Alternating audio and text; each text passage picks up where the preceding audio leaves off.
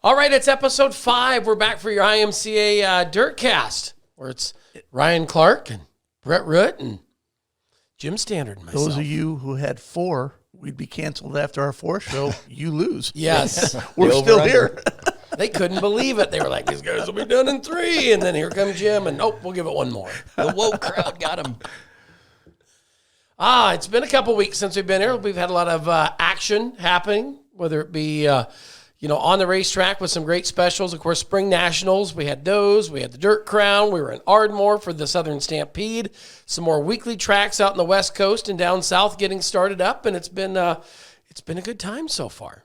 We're off and running, as they say. Yes. I'm not. Are you running, Ryan? I'm not running. Okay, Just making sure you were. Only if he's being chased. I'll be geared up in a few weeks to do that. To be chased? I want warmer weather. Oh, okay. Don't we all? Yeah. Ardmore wasn't bad though, Jerry. No, we had one night where we had to put a jacket on, but other than that, it was shorts and t-shirt weather. Got a little rain, kind of weathered out the Thursday program. Correct. And got things moved around, and it was a great show. First time at that facility, and John and Nikki Webb. I mean, like we talked about last one. To listen to people say how their program runs and what they do, but then to physically watch it. And, I know that was a tough decision on the rain out. How were they going to do it? And to watch them just every scenario and thinking more about the racer than they thought about themselves in that deal. Absolutely. That was a cool thing is we watched them we sat in the tower during the rain and they're both just pulling their hair out going, what do we do? What do we do? Stressing about every little thing, thinking that a racer might complain about one thing. And John, I've never seen a track give the racers a choice how they want to handle a rain out, but he left it up to each individual. I mean, something you just don't see very often in this industry. Yeah, you got a choice. You can do this or do that. A or B. If you do this, this is what happens. Or C, take your mulligan. No, you didn't get your mulligan back. But you could use your pit money for a mulligan. Yes, you could. So, it was a tough decision. Those decisions when Mother Nature throws you that curveball. It's you gotta be quick on your feet and think about it. And then, like we said, they were more worried about the racer than they worried about their own. At the end of the day, how do we make sure we do this? At a lot of places, and we've all seen this, where they'll force the heat races in and then call it a complete show, and everybody loses in a scenario like that. But once again, John did the right thing, thought of the racers first, and that's why he gets a car count that he gets, not only for the specials, but for his weekly show. Yeah, we had cool things. Had a flyover. Flyover. That flyover was pretty cool. 3 and 4 wide racing. Just that place produces some great racing. Candy. Yes, we got candy. You said every night, I got a souvenir. I assume you got a free shirt. Yes, I wasn't expecting. No way you paid for that. No, I wasn't expecting it. Nikki says, "Here, thanks for coming," and I'm like, "Oh, so it's my first T-shirt, my first new T-shirt of the year." They didn't have your size though. Shut up, Jim. It looks fine, Jerry. Time out a minute. I'm gonna get my Will Smith ready here for you. Oh, they only had mediums, huh? Schmediums, Jim. They had schmediums. But no, then, we had Beatrice going, and once again, they dealt with some weather issues and rearranged the schedule and got the shows in. And, once again, it's promoters doing what they have to do, once again, for the benefit of the racers and fans. Yep, it's making it's those tough decisions. They had a great day for practice on Thursday out there. Then it rained. Well, it snowed. We saw pictures of Beatrice there, and it was white, and then had to back it up to Saturday, Sunday, which isn't the first time they've had to do that. I believe there is a song, "I'm Dreaming of a White Spring Nationals." If not Bing Crosby, we will commandeer Bing Crosby back to sing it. We lived the dream this year then. Yes. And they came back the next weekend and ran the Dirt Crown. Yep. At Beatrice. Yep, they got that. And Deschler, both half of the Dirt Crown. Half the Dirt Crown. Yep. First half canceled, second half they were able to. Yeah. Yep. Columbus, once again, a snow out. It was Thursday and it was snowing. Yeah, we talked about it. It's hard to believe, just how the weather plays out. At the end of January, Bobby Lincoln's having a practice at US 30, and then when it's time to race, snow gets him. When you think it should be snowing. It throws us a curveball, Jerry. Yes.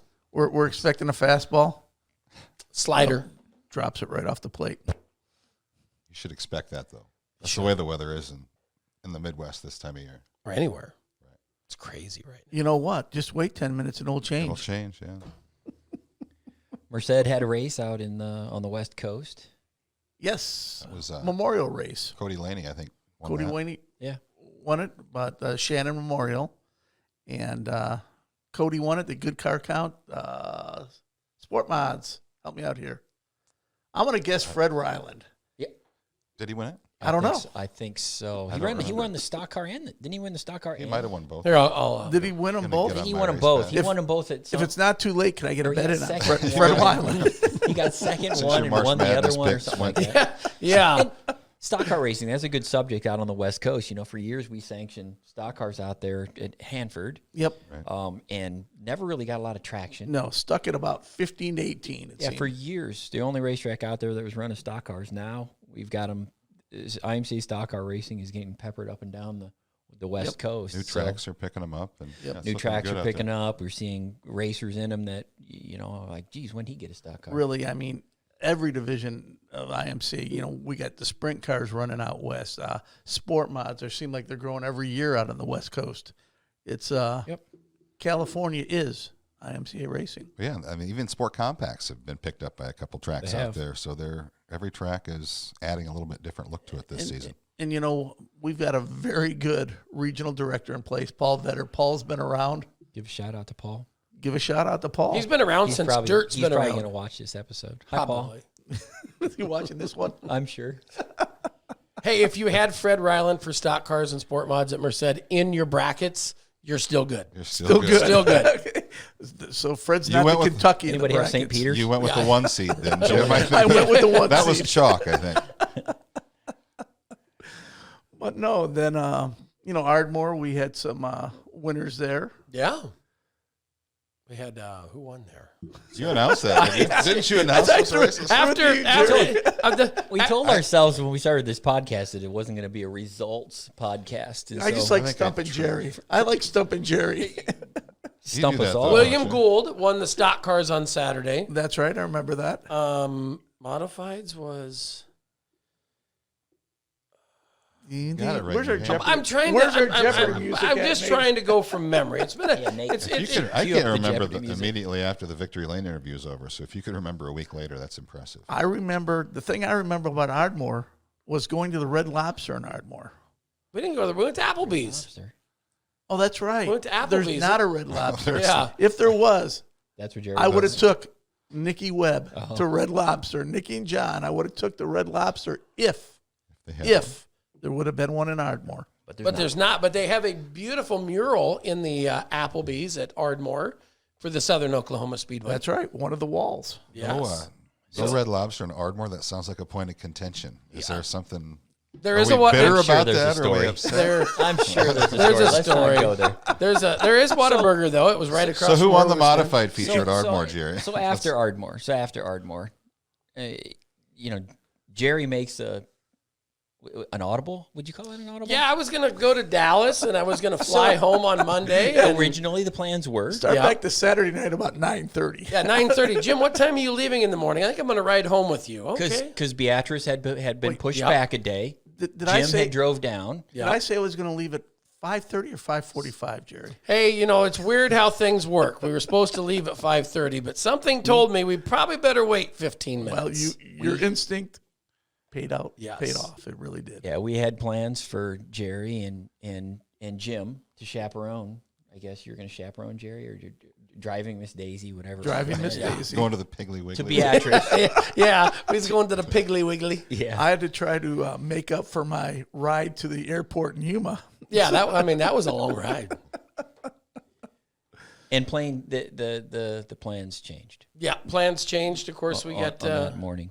Yeah, I got a phone call, one that you never expect, and the way timing landed out, we were like 2 miles from the exit that we had to turn to head over to Arkansas. I got a phone call that my father had a heart attack, and got over there, and Jim was, Jim, I can't thank you enough. I mean, we could have just said, hey, let's do this. You were very adamant, hey, you need to get there. we'll go. It's no big deal. Don't worry about it. And I'll never forget that because that was, it was one of the, I ended the phone call and looked at Jim, and Jim looked at me and he goes, "You okay?" I said, "My dad just had a heart attack." And it wasn't like, "Oh, where do we need to go? Yeah.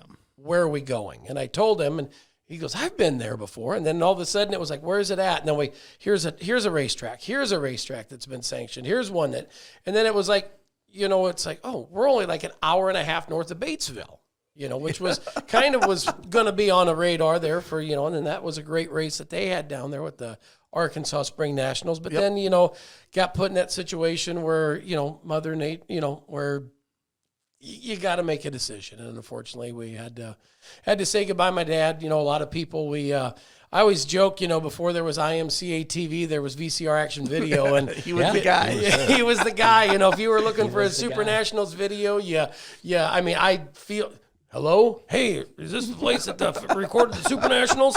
Yeah, we need to get a copy. That was before emails and texts and live broadcasts, and he didn't even have a big fancy canopy up on top of the grandstand when he did it. No, we just had the platform. He wasn't a prima donna like Nate and some of those guys. No, you didn't need a. I need air we conditioning. need a roof and a covering. Yeah, he was old school. He just got it done. He's up there roughing it in a parka and probably snowmobile suits. Yeah, there was many nights I remember. And that's what I grew up doing. I grew up, he started, I grew up going to the races all my life. And I kind of had to, when it was kind of the saying goodbyes, I had to look at my dad and say, I guess karma got us, and I says, because on August 16th of 1975, my parents were going to the races. Well, he didn't get to go to the races that night because all of a sudden my mom's like, "Hey, we got to go." He goes, "Oh yeah, hot laps are in 10 minutes. No, we got to go." So he missed a night of Saturday night racing, and I was standing there and just kind of chatting with him, and I said, "You got me back." I said, "I was supposed to go to the races today, and here I am with you, and thanks." And, and it was just kind of weird how things like that, little stories that, and talking to people and getting some messages of people that, "Oh, I remember the first video I bought from your dad. It was this race," or, "Man, we've got every Super Nationals that he ever did," or this. And, because he did that from, 1987 to 2015 or 16, I think. I actually, it was one of those deals. He couldn't do, before it went to the live stream stuff, he was, "Oh, I can't do Super Nationals." I said, "Well, we're not going to not do it." So I ended up, he come down off and on, and my brother and I, we ended up filming it and doing stuff like that. So it's, it was, there's a lot of memories sitting in boxes at home that I can't wait to start archiving and spending some time doing that. I came across a videotape last week. It was the 94 Super Nationals I had at home. I think so, if you've ever raced Super Nationals or won, it's there's copies all over. Yeah, it's amazing. It's the history of, we look at the screen behind us. I was watching some yesterday, and it was crazy seeing what Boone looked like in 87, 88, 89. And then how it transformed to what it is now. It's crazy that we kind of like the pictures over there. Yeah, it's like no catwalks, no this guardrail. No, it's dark and dingy.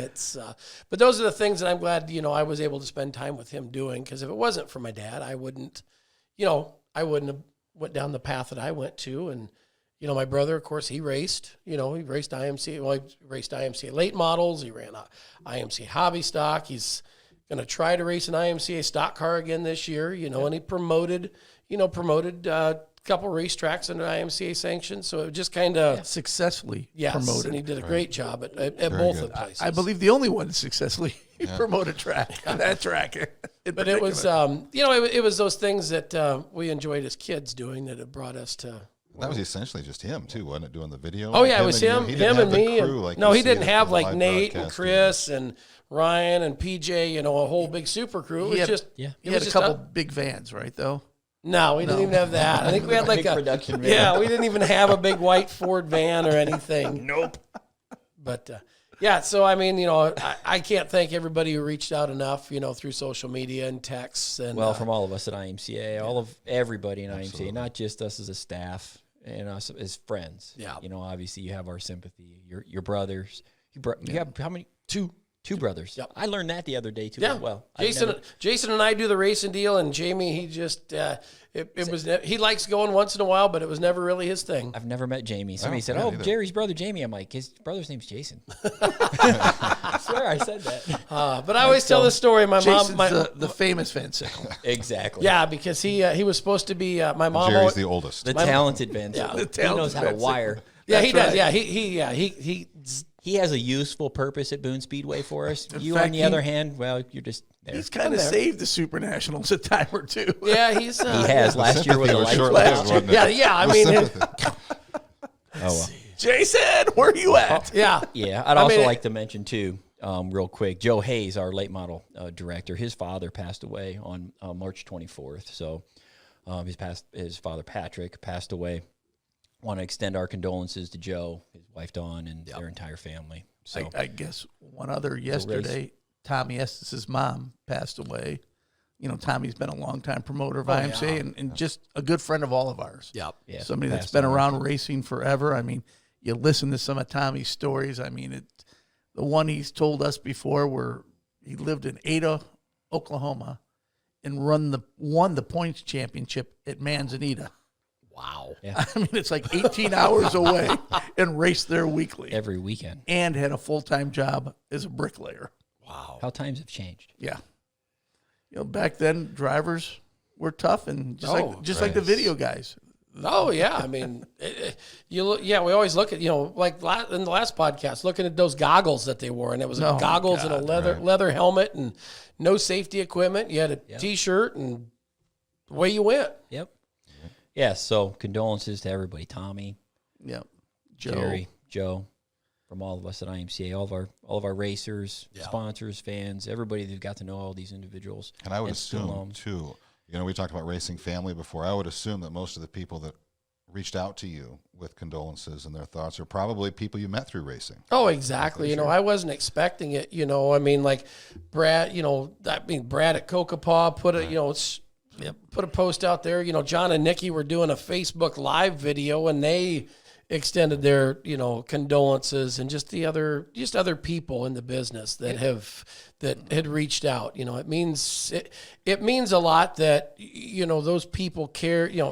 They took just a small minute of their day to just say, "Hey, we're thinking about you." And then you always people ask me, what do you do? I go, I don't know what to think. I don't know how to act, but you just knew, like, in your heart, hey, these people really cared. And it means a lot. Yeah, and I called Jim on Sunday morning for an update on how things went in Ardmore, and I'm like, "Oh, so where are you at?" Because I knew you guys were driving to Beatrice. He says, "I'm in Arkansas." I'm like, That's not on the way home from. "What?" Yeah. We found a shortcut. Why, why are you in hey, just to be, Arkansas? that was the closest Casey's we could find at the time. Yeah. Right by Kathy's Corner, but it was Kathy's Corner. yeah, World famous Kathy's Corner. exactly. I thought maybe Jim was still searching for a red lobster. Yeah. No? No, it was a good trip, but at the end of the day, we're all family. Yep. Jerry might be the creepy uncle of the family, but he's still family. Cousin Eddie. Cousin Eddie, but he's still family. Creepy uncle. You're my brother, Jerry. Oh, shoot. Yeah. Let's move on to the Frostbusters. We Yeah. got some Frostbusters coming up here in a couple of weeks. Well, 10 days. Yeah, not Yeah, 6th through the 10th. 8 days. week from tomorrow. Things are looking good. I got Corey from here in town, Benton County Speedway, the Bull Ring. Yep. Corey was in town yesterday working on a racetrack, doing some equipment repairs out there, and he stopped by the office, and we chatted about, he says the racetrack's going to be ready out here in town. I know that Mick and Justin up in Independence, Seen pictures They've of them. posted that on they've been posting. social media. I was looking at Independence Facebook page last night, and they just post a lot of very informative stuff and very, I think, sincere stuff. Some stuff about pit passes that I read that I thought was very indicative, I think, of Mick. Mick Trier's been promoting IMCA races for an awful long time at a lot of different facilities, so he knows what he's doing, and he does a great job. But he's got Justin up there, local guy in town, prepping the racetrack, and I think Justin's doing a fantastic job up there, helping Mick out, or they're helping each other. I don't know who's helping each other more. Well, and Justin's another one of those racers, former racers, that's getting the other look at the business from that standpoint. They're doing a great job in Independence. I think the track there is going to be ready. Marshalltown, Jerry can give us an update there. I know Boone will probably be ready. Yeah, Boone. I give you on both of them. I was in Boone this weekend. They've been working on that. We've got some time on Marshalltown. Well, the minute we get done with this, I'm back to a tractor, and Wolf's been on the blade, and Musco's put up some new lights. I saw that on the Facebook. That's were there pretty, Musco lights there before? Well, yeah. I mean, when Toby took that over and he did the upgrades with the lighting and stuff. I mean, at that point in time, it was, they were older Musco lights. So it's still Musco lighting, but this, with the derecho that went through, and it's still hard to believe that people are still almost 3 years later dealing with this stuff. Yeah, when I was up there late last year, he had temporary lights. I'm like, what in the world's going on here? They've been there. Toby was pretty frustrated. Yeah, and this it's been a pretty big undertaking, and I've got to personally thank the Central Iowa Fair Board that were the fairgrounds there in Marshalltown. They had to make a decision. It was, hey, insurance isn't paying yet. Musco says we don't have any temporary lights to give. Musco says, hey, we can work with you. When do you need them? This is when we need them. So they had to pass, have a special meeting, pass to get everything going. But then once they did, I was over there on a Monday, came back over on a Tuesday, and there's cars and trucks and cranes, and I'm like, we're getting some lights. Sweet. And then, these improvements like that are expensive. And just look at the tracks that we've mentioned from Vinton. I know they've done a lot of grandstand improvements this year. They're replacing their grandstands or repairing all of their grandstands here in town. Corey and Rick have done a fantastic job with some signing down the backstretch and some viewing areas in the pits. Independence, they had that storm go through there and knock their grandstands down. That was 2009. Oh, yeah, that was. I remember when that happened. Dozen years or so. Yeah. So that place is really essentially, Independence has been rebuilt from the ground up, everything but the racetrack. Yeah, all the buildings on the grounds are all absolutely. New also. So a lot of money spent there. Marshalltown's got their situation. Boone is a constant, improvement situation there with Super Nationals and with just the size of that facility and the load we put on it. Yep. And then, Mike at Stewart has done a fantastic job. He had some catwalks over there. Yeah. Off of his pit area. And, so all these facilities are constantly making improvements. And catwalks are not cheap. They're a pretty big investment. Yeah, they are. Well, you got new, not really catwalks. You've got some. We're working on kind of like making using semi-trailers and building a skeleton like the one that's at Boone. Yeah, that everybody the crews get to use during there. We're in the process of getting those put together. I bought that from Joe Ringsdorf. I remember don't know if people know the story behind some of that stuff. The one at Boone? The one at Boone, the temporary one that we pulled into the pits, a big semi-container, and it's got a catwalk on the top of it. I bought that from Mason City. Yeah, I bought that from Joe Ringsdorf when he auctioned all this stuff at Mason City. I went up there and bought it. There's still a track there? I think so. I'm not sure. I haven't been there in years. So we had that hauled back down to Boone, and we use it. It's been very beneficial for us. I remember when Joe built that, I was like, "What is that big trailer for?" And he goes, "Check it out." And I'm like, "Oh, this is awesome." I kind of feel bad. I practically stole the thing from him, to be quite honest. I felt bad when it happened. I wanted to buy it from him, and I was like, "Hey," he's like, "Well, it's going to the auction." I'm like, "Well, what do you want for it?" And he told me it was a lot of money. I thought. I was like, "Whoa, I'm not going to pay that for it." And then it went to auction, and I auctioned on the phone. JJ Wise was doing the auctioneering. And so I was on the phone, and JJ's like, "Hey, this is those items coming up. You ready?" And I'm like, "Yeah." Hands the phone to Joe Ringsdorf.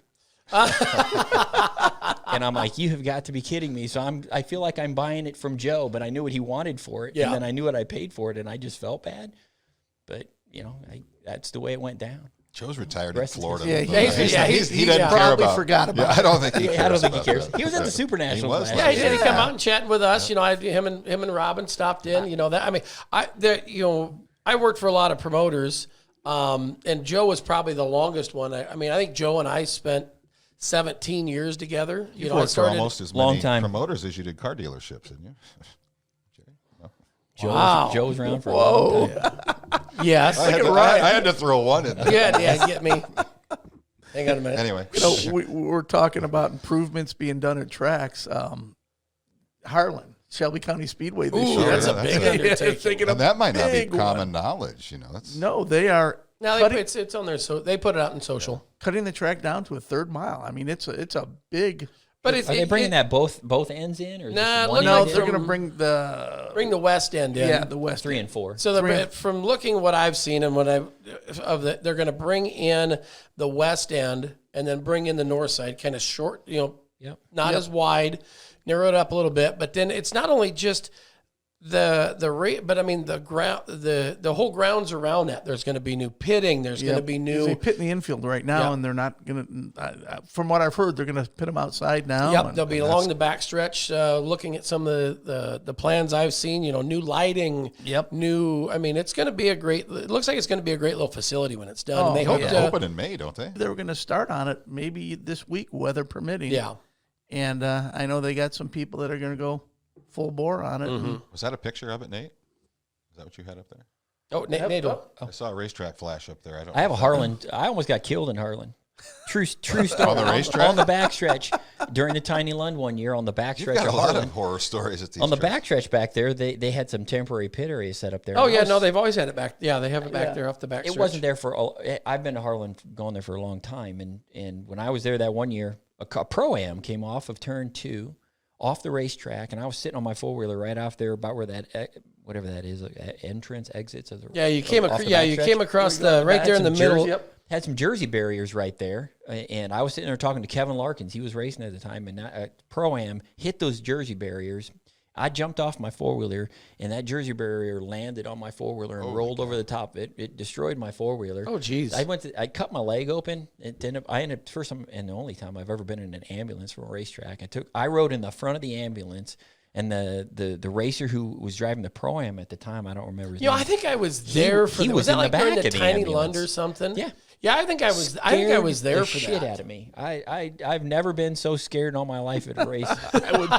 And Larkins, if I was talking to Kevin, if we had Kevin Larkins on, he's like, I can't believe you lived. He And was we right still there with talk- you? He He was was right standing there. there? He goes, how did it not hit us? And I'm like, I can't believe we. Yeah, Nate, if you can go to Clean their living. Facebook yeah, page good and living. see if you yeah. can find that post. That's me, all right. Yeah, good clean living. Save Brett Root. Nah, just fade. Oh boy. Wasn't time for you to go yet. We're going to torture you some more. Yeah.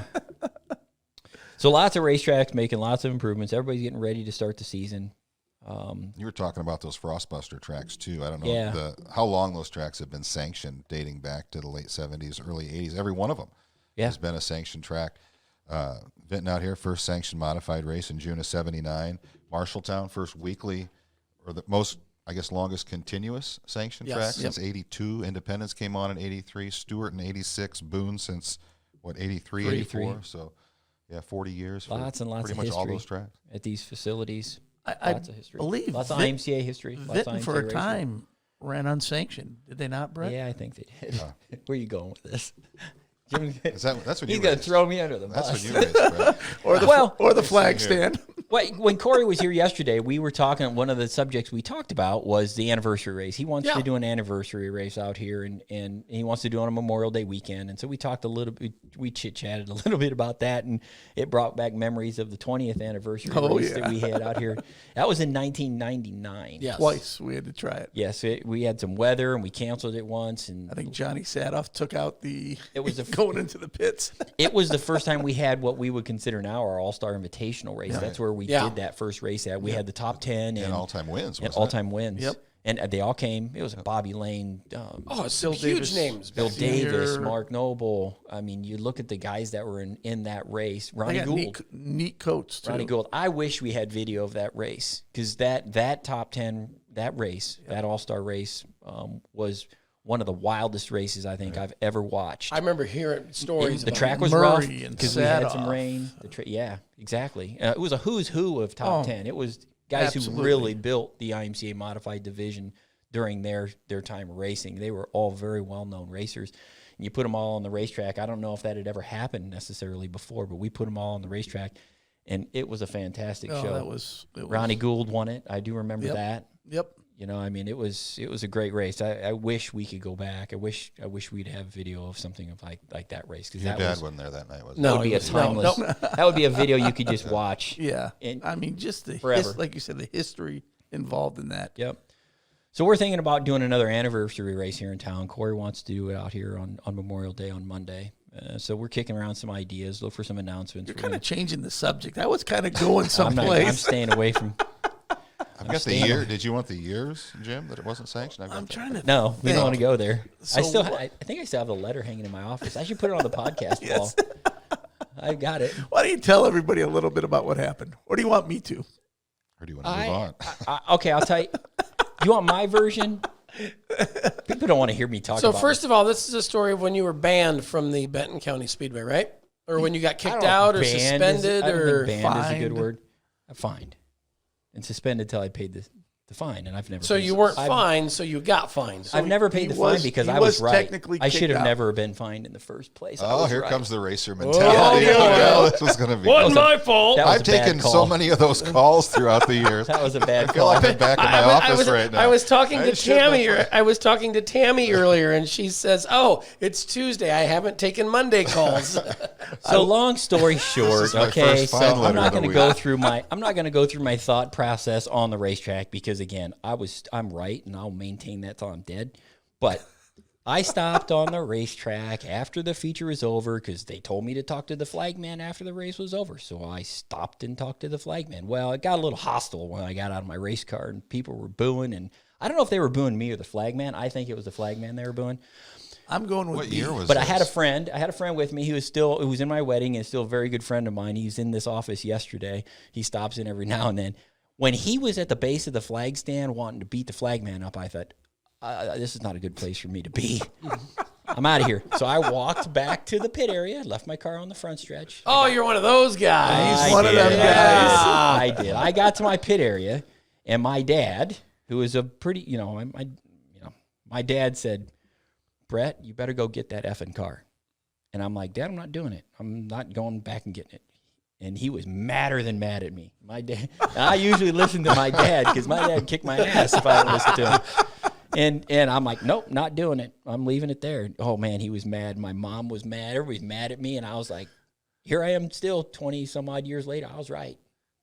So you're right. He's right. His parents are still mad at him. They're done. I think they got over that. If you were to call me and me. tell me you got fined for that, I would say, well, you never explained what happened to get your car in that How position. did we get Was to there a point call on the B? track? Because there's an A. Bad call. Okay. You got screwed. At right? the time, they had the worst flagman in the state of Iowa. Okay, That's my opinion I can think of it. they're one of three. I remember 3 or 4 people that had flagged. I'm not even going to mention his name. After it's over, I'll ask you. I think you know can tell who me. it is. I'm not going to. We ain't going to go there on any of that. But But I just didn't agree with the call that was didn't. made on a racetrack. I acted passionately about the decision, and I got fined and suspended for it. Then I went over to Maquoketa because I couldn't race in Vinton anymore. I took my car to Maquoketa because it was a You quarter won mile over racetrack there, didn't and you? won a race over there. I thought you won. I beat like Bob Dominacki and some of those guys that raced over there at Easton. How? Yeah, Bob Dominacki was when I was in '99. He's a Oh, he was huge. He was a stud. Oh, dude, he scared the shit out of you. He was a mean-looking guy, and I was like, he's banging on my race car. I'm like, whoa, and I won. So I can say I beat Bob Dominacki in a race. He was the guy to beat over there. He went was. over there, and it tipped him. Was. Everybody I started on the was. pole. Let's be honest. Yeah, I still, started on the pole. I had low point average. But whatever. I still won. You played the game, huh? I played the game. Yeah.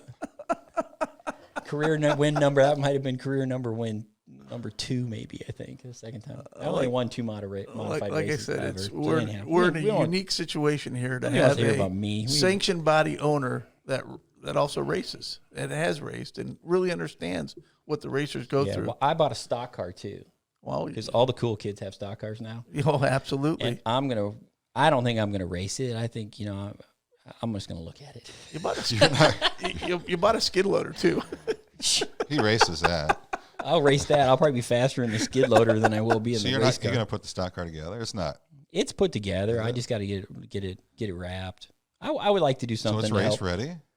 No, it needs an think engine, it was. transmission, and a gear. It needs a drivetrain in it. But yeah, you could probably take it out. To me, I thought it was a good deal. I love stock car racing. I thought, if I'm ever going to hot lap a car ever again, maybe it'd be a stock car because they're, and what type of engine you want to put in that deal? An engine? Where are you going there, Jim? He's just trying to get me. I'm not stepping on these. So I'll get you. No, just something to promote the racetrack, something to help the speedway here in town. Take it to the school, let kids sit in it. They've got a car show, I think, out here too. Yeah, April 2nd. This Saturday. Yeah, I wish noon I to had 4. that. I'd like to have the car done for that, but I've just been too busy. But it's sitting out here. It'll get finished, and I don't imagine. I don't know. Maybe we could put Jimmy Gustin in it. He's tried that once before. I know. I made fun of him. He went all the way to Texas and raced like twice and drove back home. He was mad. I'm like, Jimmy, why would you drive to Texas with a stock car and then turn around and drive back home? That's a long ways to go to change your mind. But anyhow, yeah. See, I got the Jimmy's Gustin on the picture wall now. on the wall back here. With the Iowa water back there. Yeah, that's a Byron Victor photo from the Super National. It's a classic photo. I don't even know what year it was, but yeah, that's an iconic photo for the Super Nationals. That was after he rolled her over. Was it?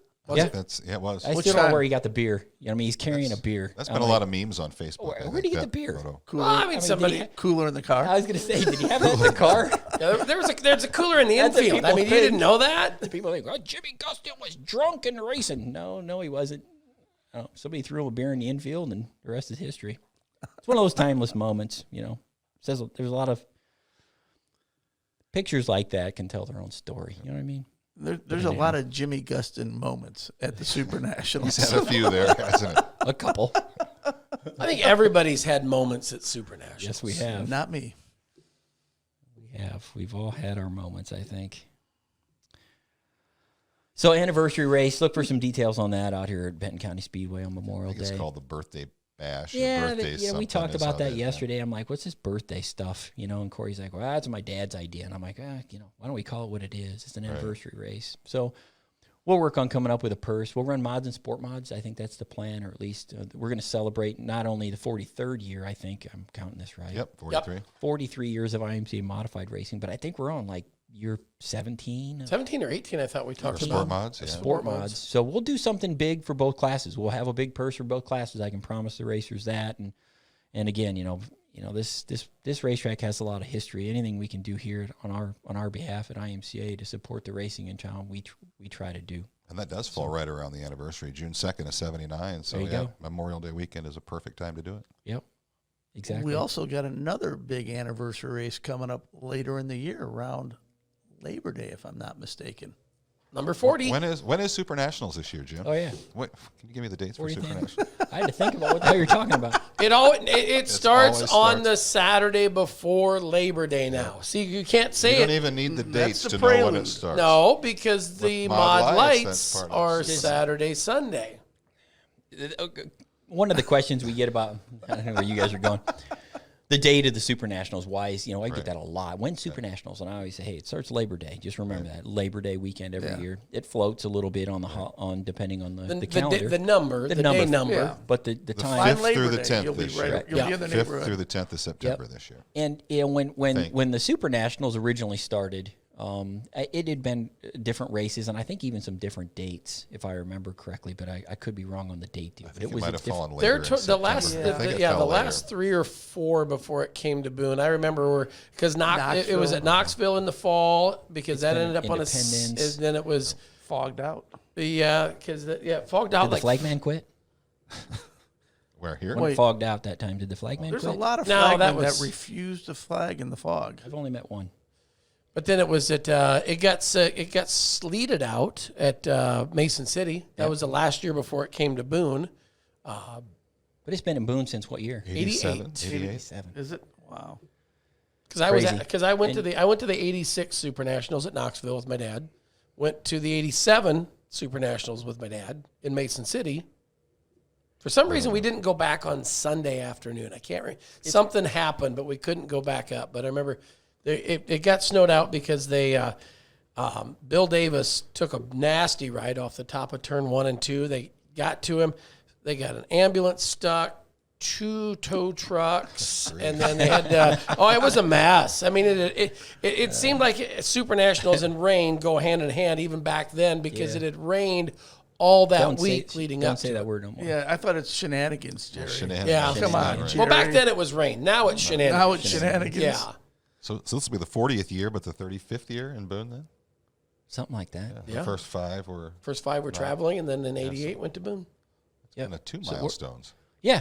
So when it first went to Boone, it was started on Wednesday, right? No, it's Friday, No. Saturday. Friday, Saturday. It was the weekend after Labor Day. It Yep. wasn't actually Labor Day weekend. Because it was actually fell in conjunction with the Pufferbilly Days, which was always the weekend after Labor Day. They put the two. That's what I and used to do racing, during. if you go back that many years ago, the racing, generally speaking, ended around Labor Day. Yeah. If you talk to my mother, she's going to tell you racing starts on Memorial Day weekend and ends on Labor Day weekend. Mother's Day to Labor Day. You know, and that's what the schedules normally was. So the Super Nationals was after really everybody was done racing, and these days it's not like that. And people are like, well, why don't you Midway point. Yeah, why don't you why don't you move the Super Nationals back some more? Well, it was moved back as far as it was. That's where the date was, and now our season even extends past wraps it. around. If And we specials past wanted, it if and we whatnot, wanted but- to, make it the very last race of the year, I believe that week after Christmas would be the only week we have available. Yeah, that's about right. Right. Might be a little hard to race cars in Boone, Iowa on that week. I can remember when Lottie put heaters under the grandstands for the Yep. Frostbuster. Yeah, crazy. But yeah, that's 40 years. It's Time flies. hard to believe. Things I was just like yesterday. I was getting kicked off the racetrack. I'll never forget. Late I'll never- 90s? the Now, prom- I wish. promo- the Now, promoter really, this track- here's what I want to know. I wish there was video of this because I want to see you storming off. Hey, So I think I remember that There- night and because the- I think I had words with the flagman underneath. you were sticking up for me too, weren't you? No, I think there was something No, he involved with wasn't. my dad. Yeah, I was going to say his dad raced then. No, his dad. My dad, I think something else happened with him that night, and I went down, and the promoters were down there, and I said something really off color to the flagman and left. Yeah, Didn't give him a chance. I to did too. reply. I remember That was a while ago. It's been a few years. I walked Now I into my find office. people like that. I walked into my office here, and the promoter of the track in Vinton was sitting in my office. I'm kind of, well, what's going on here? He goes, I got a question. I go, what's that? He goes, how would you handle this situation? I go, what happened? He goes, oh, driver got all pissed off and left his car right in the middle of the front stretch. I go, well, I just would have got a tow truck, a push truck, and found the biggest puddle I could find and push it right in there. He goes, oh, that really would have pissed Brett off, he said. Yep. Oh, well. Yeah, I worked here at the time. And Ronnie Gould was there. I remember this. Ronnie Gould was, he was Ronnie working Gould on- remembers it too. He did, yes. he did. Chris Bragg Yeah. was there. this for a- Yeah, I'll go to Texas and I'll see like guys like Chris Bragg. Was this like on a weekly Yeah, it was show a weekly or was it show, or what? They came like it a was special or Sunday, something? It was Sunday, Monday, wasn't it? They raced on Sunday, and the Memorial race was like on a Monday night. So we had a Oh, normal. so this was the day before the anniversary race. yes, we had a normal. So this is back in '99. That was a big weekend for It you. was. Wow. We had a normal Sunday night race at the Benton County Speedway that Sunday night, and the anniversary race was the next night. Prelude So to the anniversary. I've got a all lot of the the guys results that were from there out for here. Monday night were there on Sunday, and they got to witness my behavior, and they still laugh about it. I'll have to look through my archives at home and see what I have on this. I was right. No, I'm sure you have it.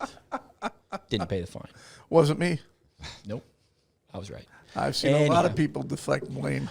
So whenever we get into these situations, here, when Ryan knows, and yeah, obviously we all three of us know this. You know, we're the letters we're sending to racers for behavior, whether it be fighting or whatever it may be, spinning people out under caution. You know, whenever I see some of these behavior letters, I call them, people just making heated decisions, bad decisions at the heat of the moment. It reminds me back to myself, and I'm like, I have a tendency to lean on, we all can lose our It's an Judgment. We have our adrenaline-driven sport. It's a we're in. passionate sport, and when racers, what I tell people too, is when racers aren't passionate about racing, that's when we need to be concerned. They get a boat. When they don't care, They get a boat. yeah, when they don't care is when you have problems. So guys that get mad and women that get mad, it's, their wives, we have obviously male I think, and female racing that. We've talked about Dave Brin in the past. What a great job he's done for IMC. Yeah. And I think that's something that he really concentrates on. You're not going to see a lot of bullshit disqualifications after a race because, once again, I think he understands the hard work is put in before the feature race.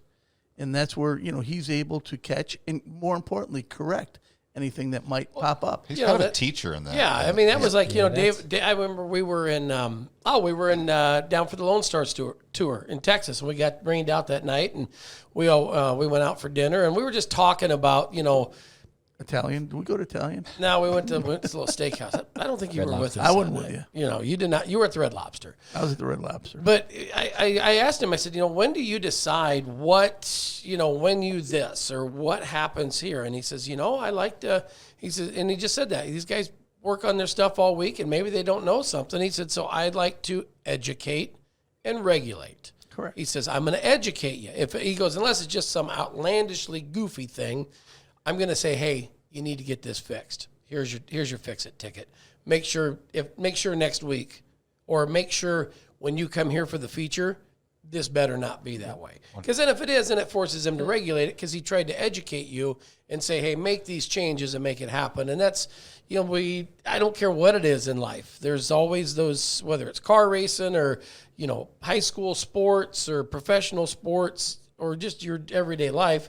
If you can educate somebody on what not to do wrong, they're probably not going to do it. Well, he'll take the time to do it too. I mean, he'll not only explain what's wrong, but he'll go through why it's wrong. Yeah. I mean, he's the voice of reason a lot of times. I remember a couple years ago at Ardmore, the spring race, we had Chaz Baca pulled up from Arizona, and there was an issue that David caught early, and Chaz had to fix his car. So at 2:30 in the morning, Kenny Schrader's underneath Chaz Baca's car, cutting something up with a Sawzall. But once again, I think, we're very, very fortunate to have Dave on our team. We'd love to have him on a podcast, too. We've been kicking around the idea of getting Dave on here and How are you coming on the Zoom thing, Nate? having some Can we tech discussions. can we Zoom? We could turn this into a rules meeting, but, I don't know how much of that we want to do either. But, it definitely. Let's get a hold of Carson. We're going to vote.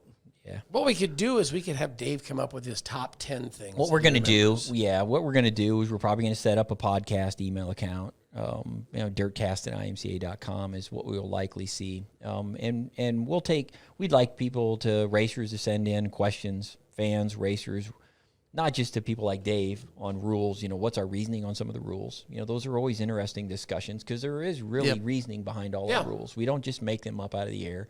Lots of times they're a direct result of something that's happened to us at an event or something that a racer has brought to our attention. So the methodology behind how we come up with the reasoning in our rules is pretty sound, and then rules are rules. Anybody can come up with rules.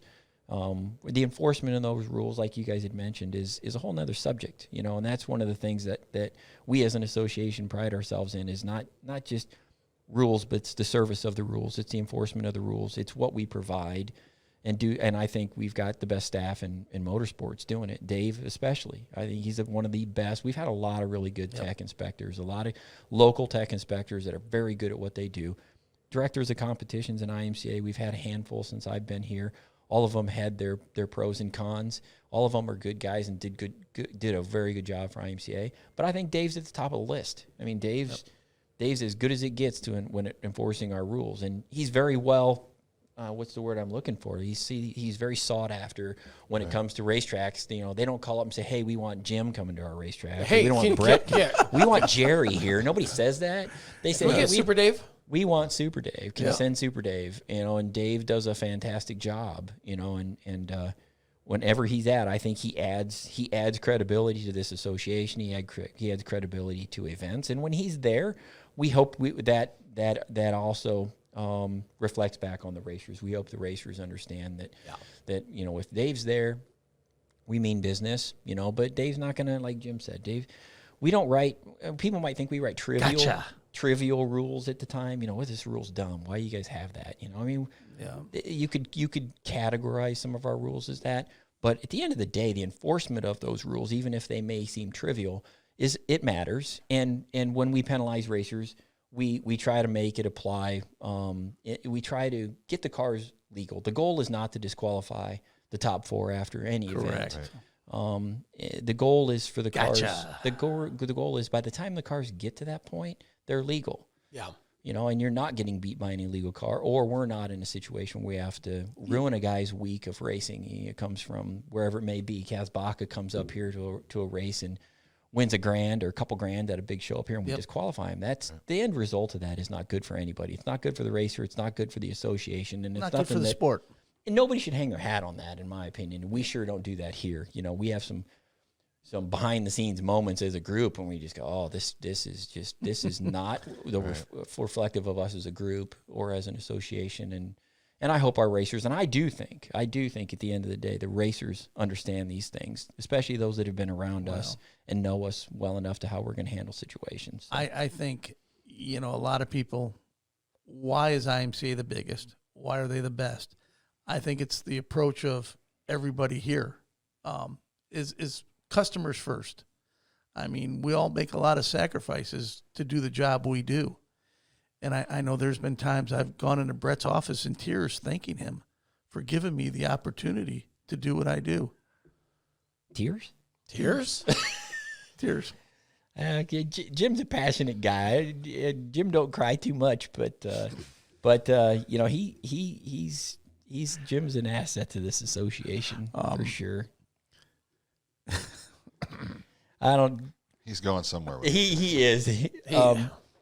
But anyway, so Dave, we'd like to get Dave on to have some questions. I don't know if we'll do live stuff like that. Jerry from Urbandale. You're on. Jerry from Urbandale. But we would like to have Dave on and talk rules because I think that at the end of the day, the racers appreciate that. And they're almost going to treat it like a column the way any updates we give now or in our newsletter or in Dave's column. But Dave to discuss important issues that are presenting themselves to us right now, like connecting rods, for example. Yes. Connecting rods in the hobby stocks, sport mods. Stock car divisions are a hot topic right now. In fact, we ought to have a meeting about that when we're done here. And we need to probably have a meeting about that because we're running up against some supply issues that are causing problems for our racers. They have to have engines to race. They have to have legal engines to finish races. So we want to make sure that we're making smart decisions. And some of these things are just issues that come up on the fly, and we have to adjust. We have to do what we have to do to make sure our customers can get to the track. So we'll get Dave on an episode of Dirtcast up, hopefully in the next week or two, maybe, depending on his schedule. You need a sign. I'll get that. I'll get the sign done.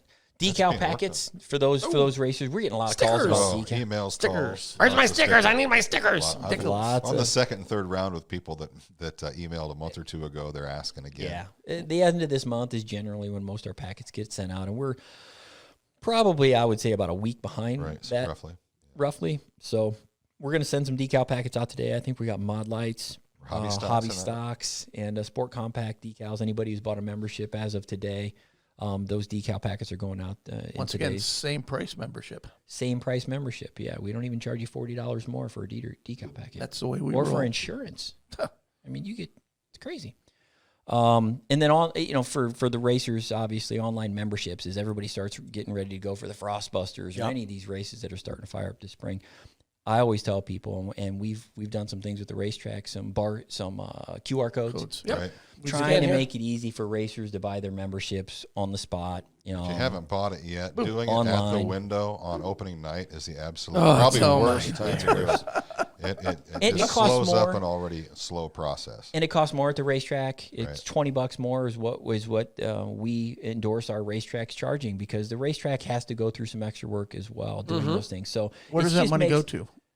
That money goes to the racetrack. Correct. The racetrack charges an extra $20, and they get that extra $20. They're doing the work. So if you buy your membership, if you're going to get your membership, you have to have your membership, obviously, to race IMCA. But the fastest and most efficient and cost-effective way to do it is just to buy it online off your phone. And it's quicker to do it online than it is It'll give you an email. The card. I mean, it gives you a confirmation that you've done it. You can use that as your receipt at any event until you get your packet or your membership in the mail, which usually should come.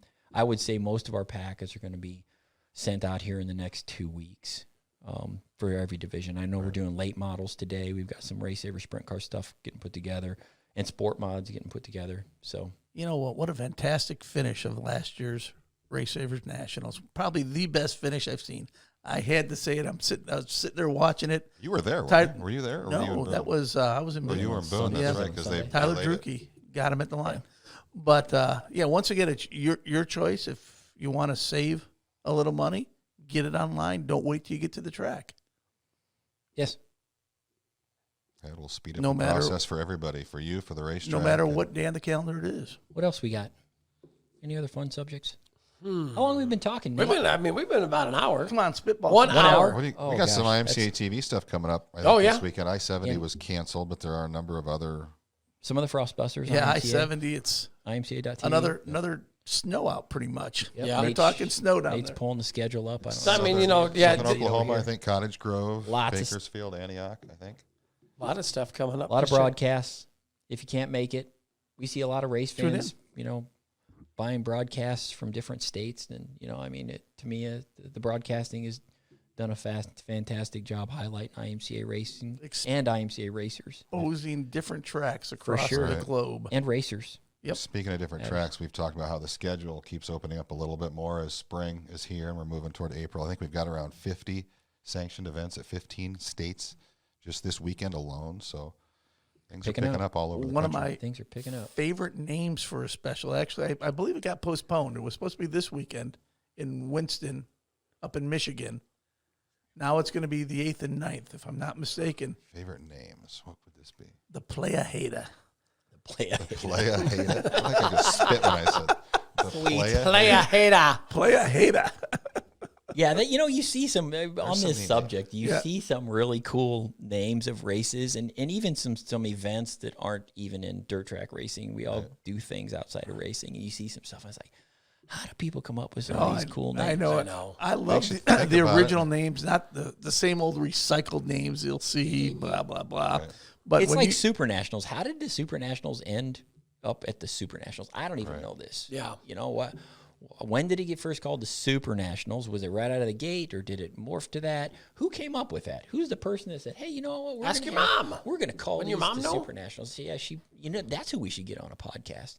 Oh, she has stories. I don't know if she'd be comfortable doing a podcast with us, but With other people. maybe Maybe with if just you me weren't and- in the room. Maybe me, if you. me, you, Ryan, and her. Keep Jerry out of the deal, and Jim. No, we'd have to like Rochambeau for who's out. Jerry or Jim? I'd probably.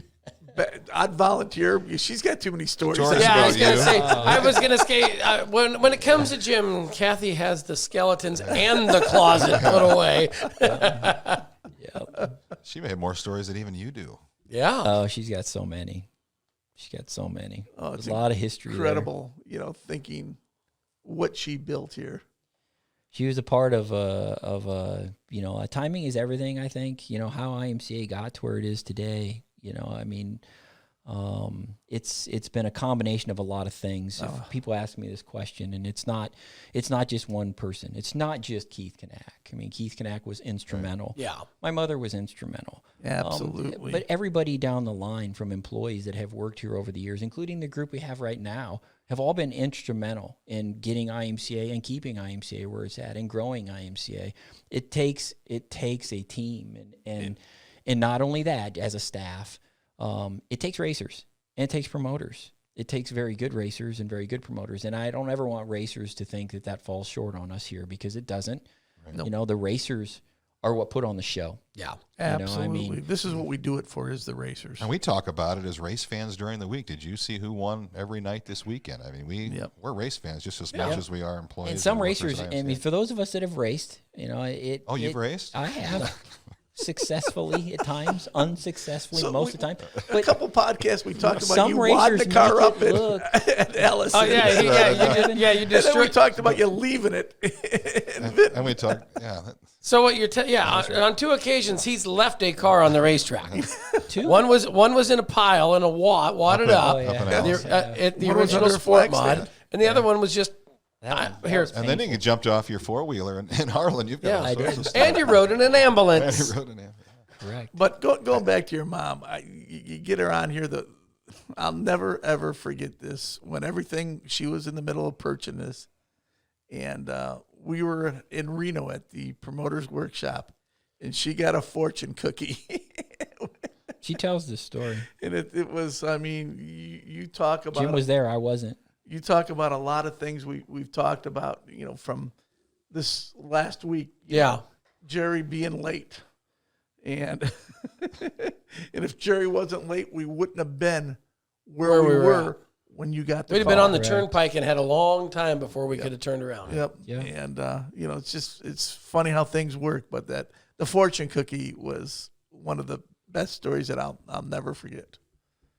Yeah, and when I remember when that was all going down back in the mid '90s. I graduated from college in '95, and I just remember my mom calling and said, "Hey, if I buy IMCA, would you be willing to work there someday?" And I was like, I don't know. I was going to college for CNC programming, automation, and production. I was a NC programmer. That's what I was going to school for. I like building stuff. I think I was pretty good at it too, and I didn't really think of, what I work for IMCA. I'm like, I like racing. I've been around it my whole life, but I never really thought of it until that point. She said, "Would you be willing to work in IMCA someday?" And I was like, "Yeah." She said, "Well, if you're interested, I think I'm going to be interested in buying it too." And I'm like, "Yeah, if it comes to that, then it comes to that." 2 years later, I was hired as IMCA's marketing director. I didn't know shit about marketing. I didn't know shit about a sanctioning body. I didn't know none of that. I thought I knew everything, but I didn't know nothing. Well, your handyman and building skills have come in quite handy around the office. I mean, you do handy. good work. Yeah. You do great work. We could do another podcast of Brett's first 10 minutes on the job. Yeah. No, we're not going there. The first race I ever went to, I wasn't even actually officially working for IMCA. And again, this just tells you kind of how we circled back a little bit, because we mentioned him earlier. First race I ever went to, really interested in working for IMCA, was a Deary Brothers Summer Series race at Cedar County Raceway in Tipton, Iowa. The gentleman who was there at the time, who I went with, was Joe Hayes. He was IMCA's marketing director at the time, and Joe can remember some of this as well. I went with Joe. I didn't work for IMCA, but Joe was kind of showing me what he did at the Deary shows, because he had put in his 2 weeks. He was no longer going to work for IMCA, and here we are, almost 20 years later, and Joe says, "Hey, I'd like to be involved in iRacing still." And I say, "Why don't you come help us out with our late models?" Because he likes late models. And he's back working for us, helping us, and he does a fantastic job. He's a really good job at communicating with our racers and our tracks in that division, and so. Well, I mean, we're fortunate. All of our divisional directors, or whatever you want to call them, Kirk Niehaus, how long is he? Long time. I mean, like 30 years Kirk's been helping here. that's crazy. It's been a long time. Used to be a stock car racer too. Yep. I remember that. Kirk does a fantastic job. He's a school teacher by trade, an art school teacher. Yep. Yeah. Once again, his demeanor at the track is, He does a good job. I think Kirk does a really good job of working with Dave as well. Yep. They complement each other. I think Kirk is very, very knowledgeable in stock car racing, and he can tell. There's a guy that can tell you the history of things as well as a guy like Kirk. He's been here as long as anybody that's inspected. Helen Birdie winning the Super Nationals. I was just looking at his It's a good race. Yeah.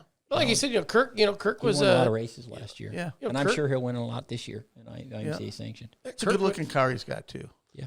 Kirk went from a, Clean, like you smooth. said, a stock car racer himself at Marshalltown. Yep. I mean, his family owned a dry cleaning business in town. They were good supporters of the track. Kirk started racing. I guess I didn't know that. Yeah, no. Old Niehaus Cleaners. I didn't even know that. Yeah. Really? Yep. There's your Cleaners, trivia for the. Do you think Kirk ever stopped on the front stretch and got out of his race car and left it on the front? I don't think Kirk has that. I don't think he has that demeanor. I don't think I've ever seen He him wouldn't- pissed off to the point where Exactly. he might turn red, but I don't think he'd. But I a don't guy, think he'd a ever. guy like Kirk, you wouldn't strike as doing that. But No. we meet people at the races that that very, very well mannered, very well spoken people, and they go out on the racetrack and they come back and they're like Tasmanian devil, like so it doesn't Something tell about putting the helmet on. You were Yeah, talking about exactly. your mom earlier, and that made me think to when I was editor of Hawkeye Racing News, and she told me that you're not going to arrive in this industry until you piss off 3 people. And those 3 people were Joe Ringsdorf, Robert Lawton, and Johnny Johnson. I think I pissed all 3 of them off And too I at one think point. 3 or 4 months after I started that job, I had arrived because I think I did all 3. I think my first week in the job, I did that. Yeah, yeah, But good times back then. Absolutely. lots Well, of it's- history. Well, How long we been going, Nate? Too Hour long. and All right, we better probably wrap this Hour thing and up. 5 minutes. We We can't should use listen it to all us in one talk. episode, We- boys. Because there's not that much We there to are begin going. with. I mean, for the next Shoot episode, for an hour 6. Yes, we So are. right we about are. there. We are going to go in. We're going to try to find some footage of a race at Vinton. I'm going through my filing cabinet when I get home tonight to look for Statistics are notes I getting might after have. it. Nate's going to queue up girls jumping on trampolines too, aren't you? Oh no way! Oh man, it's like No, it it's didn't like happen. the IMCA version of the Man Show. Yes. No, it's Mike Smith jumping on a hobby stock at Super Nationals. Not really the same thing. No. So, hey, we appreciate you joining us in for episode number 5. It's been a pleasure. Of course, next week, I think we'll figure out how to get Super Dave in here. We'll try. We got try. Frostbusters next week. And we got too. It's gonna be a Frostbusters. busy week. Busy week. Don't forget, if you're looking for something to do, go get that IMCA TV replay pass. Go back and watch some of the racing we talked about with the Southern Stampede from Ardmore, and of course anything that you want to watch in the IMCA TV archives for $29.95, $24.95. I'll tell you what. For 30 days. Mentions Jerry's name, you'll get it for $24.95. Holy goodness! Use promo code Jerry. yes, and you'll get it for $24.99. Creepy Uncle Jerry. You'll be blocked. if you email. Cousin Eddie. Your account will not Cousin exist. Eddie. So on that note, we're out of here. So join us back episode 6. Stay tuned.